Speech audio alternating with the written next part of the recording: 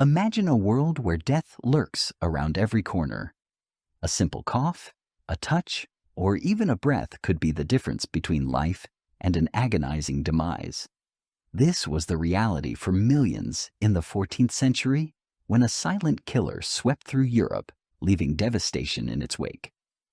This is the story of the Black Plague, one of the deadliest pandemics in human history. But how did it begin? What were its effects? And how did humanity overcome this invisible enemy? Let's take a deep dive into history to uncover the grim and fascinating truth of the Black Death. To understand the Black Plague, we need to go back to its origins.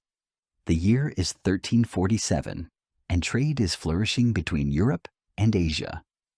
Goods, spices, and fabrics travel vast distances connecting civilizations.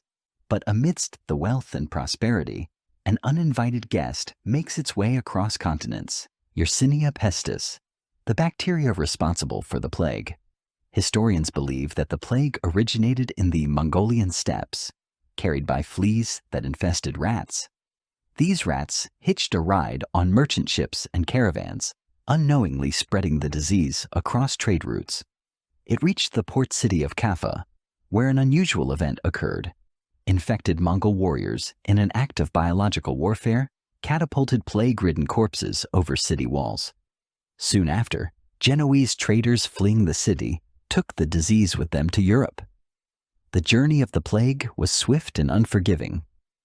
Once it reached European shores, it found ideal conditions to spread: dense populations, poor sanitation, and a lack of medical knowledge.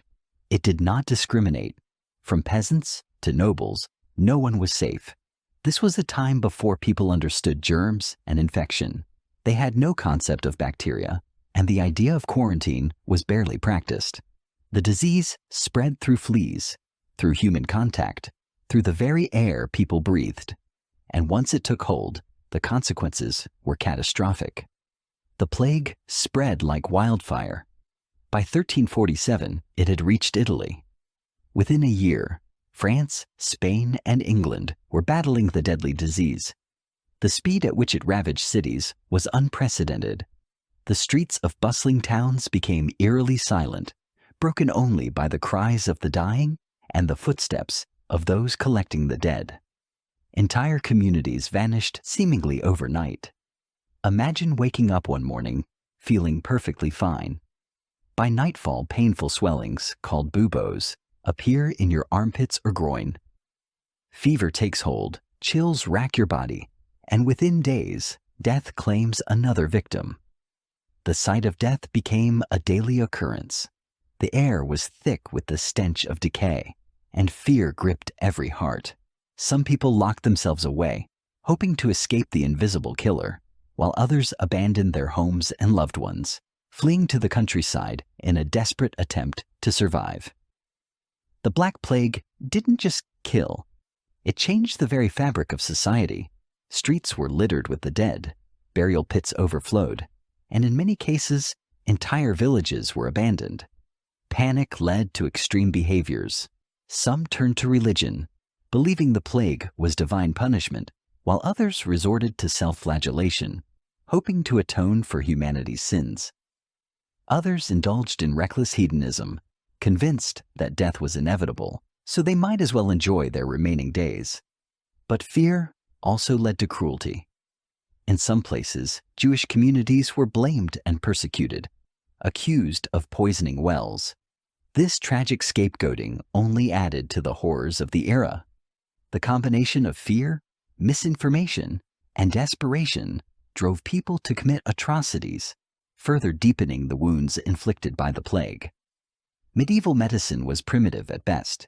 With no knowledge of bacteria or viruses, doctors relied on superstitions and ineffective treatments. Some believed the plague was caused by bad air and advised people to carry sweet-smelling herbs or flowers to ward it off. Others turned to astrology, claiming the alignment of the planets had triggered the catastrophe. You've probably seen these eerie-looking masks. These were worn by plague doctors who believed stuffing the beak with aromatic herbs could filter out the disease. Other treatments included bloodletting, drinking crushed emeralds, or even bathing in urine. Unsurprisingly, none of these remedies worked. However, some measures did prove effective.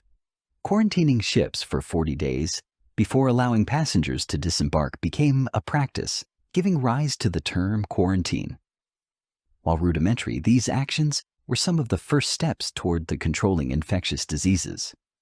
After 7 years of devastation, the plague finally started to subside, but the damage was irreversible. Between 30 to 60% of Europe's population had perished, an estimated 25 to 50 million people. This staggering loss reshaped society. With fewer workers available, labor became more valuable. The feudal system, which had defined medieval life for centuries, began to crumble. The shortage of workers gave rise to improved wages and working conditions, ultimately sowing the seeds of social change that would shape the Renaissance. This shift also led to advancements in medicine, as societies realized the need for better health care and sanitation practices to prevent future outbreaks. The psychological impact of the Black Plague was just as profound as its physical devastation. Art, literature, and philosophy were deeply influenced by the mass suffering and death. Paintings depicted macabre scenes of skeletons dancing with the living, symbolizing the omnipresence of death. Writers chronicled the horrors they witnessed, forever preserving the anguish of the time in ink. The Black Plague also transformed religious practices. With so many clergy members perishing, people began to question the authority of the church. Some found solace in personal faith, while others became disillusioned, paving the way for reform movements in the centuries to come. The economic effects were equally significant.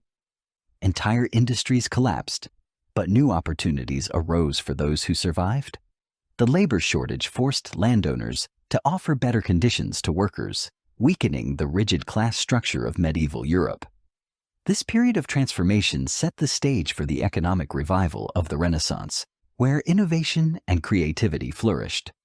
The Black Plague may have been a medieval catastrophe, but its echoes can still be felt today. In our modern world, pandemics remain a reality, and the lessons of the past remind us of the importance of science, preparedness, and compassion. While medicine has advanced, the core of our struggle against disease remains the same. But unlike our ancestors, we have the tools to fight back. So, the next time you hear of an outbreak, remember the Black Plague, not just as a tale of horror, but as a testament to human resilience. The tragedy of the past serves as a lesson for the future, reminding us that even in the face of unimaginable loss, humanity finds a way to endure and rebuild.